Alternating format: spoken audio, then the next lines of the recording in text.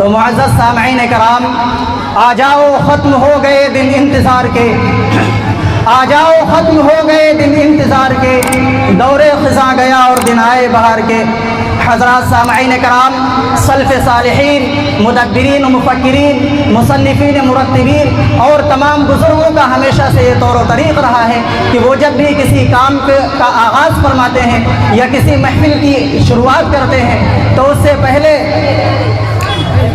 سب سے پہلے وحدہ لا شریک لہ کی تعریف و توصیف بیان کرتے ہیں، اس کے بعد پیارے نبی صلی اللہ علیہ وسلم کی تعریف و توصیف میں زبان کو کچھ حرکت میں لاتے ہیں۔ تو ہم اپنے بزرگوں کے طریقے پر عمل کرتے ہوئے اس جلسے سیرت النبی کو آگے بڑھاتے ہیں اس شعر کے ساتھ کہ تیرے ضمیر پہ جب تک نہ ہو نزول کتاب، تیرے ضمیر پہ جب تک نہ ہو نزول کتاب، گرہ کشا ہے نہ راضی نہ صاحب کشاف۔ حضرات سامعین کرام، آسمان و زمین کی ہر چیز کل تک محرومیوں پر سوگوار اور افسردگیوں کا شکار تھی، لیکن آج عالم یہ ہے کہ آنکھیں کھولیے تو حسن کی اشوا ترازی ہے، کان لگائیے تو نغمہ کی جانوازی ہے، سونگھیے تو سر محفل خوشبو کی عطر بیزی ہے۔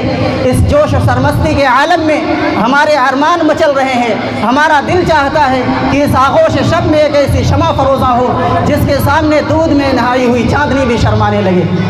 ایسی محفل سجائیں جہاں تمناؤں کے گلاب کھلنے لگے، دلوں کی کلیاں سرسبز و شاداب ہو جائیں اور آرزوؤں کے کمل مسکرانے لگے۔ یعنی اس مقدس قرآن عظیم کی تلاوت باسعادت سے ہم اپنی محفل کا آغاز کریں جس نے صرف 23 برس کی قلیل مدت میں پورے عالم میں وہ انقلاب برپا کر دیا کہ بڑے سے بڑے فصحا، بلغا، ادبا اور شعراء حیران و ششدر رہ گئے۔ وہ قرآن جس کی آیتوں کو سن کر پتھر دل موم اور پتھریلی آنکھیں بے ساختہ اشکباری پر مجبور ہو گئی۔ بعد توحید کے متوالو، شمع رسالت سے یہ بات روز روشن کی طرح آیا ہے کہ آسمان کی رفعت و بلندی، زمین کے پروان و پستیوں پر، دن کی روشنی رات کی تاریکیوں پر، آفتاب کی عالمتابی ماہ شب کی چاندنی پر، چاند کی ضیاء پاشی ستاروں کی درخشانی پر، گلاب کا حسن چمپا پر اور رات کی رانی کی خوشبو چمیلی پر بدرجہ غالب ہے۔ عین اسی طرح مخلوقات میں سب سے اشرف، عرب و عجم پر فائق، خلاصہ کائنات، تاجدار مدینہ، سرکار دو جہاں صلی اللہ علیہ وسلم کی فضیلت تمام نبیوں پر اور آپ کو عطا کیے گئے لازوال معجزہ یعنی قرآن عظیم کی فضیلت تمام کلاموں پر غالب ہے، جیسا کہ حدیث قدسی ہے، فضل کلام اللہ علی سائر الکلام کفضل اللہ علی خلقہ، کہ اللہ کے کلام کو تمام کلاموں پر ایسی ہی فضیلت ہے جیسے کہ خود حق تعالی شانہ کو تمام مخلوق پر، اور افضل کیوں نہ ہو جبکہ اس کا نازل کنندہ واجب الوجود ہے جو تمام صفات کمالیہ کا مستجمع ہے، جس کا قاصد سید الملائکہ جبرائیل ہے،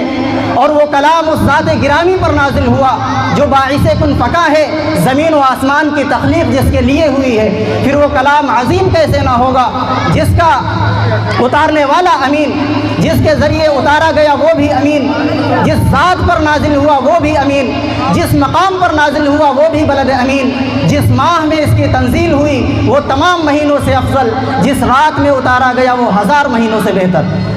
جب ان تمام خصوصیات کا حامل قرآن عظیم ہی ہے، پھر کیوں نہ ہم اس قرآن عظیم کی تلاوت سے اپنی محفل کا آغاز کریں جس نے جمود و تعطل، انتشار و اختلاف کو دور کر کے حکمت و دانش کے ضابطے بنائے۔ اسی قرآن عظیم کی تلاوت باسعادت کے لیے میں گزارش کرتا ہوں حضرت مولانا عبد الماجد صاحب دامت برکاتہم العالیہ سے کہ آغاز ہو محفل کا قرآن کی تلاوت سے، آغاز ہو محفل کا قرآن کی تلاوت سے، مسرور دل مومن ہو اس کی حلاوت سے۔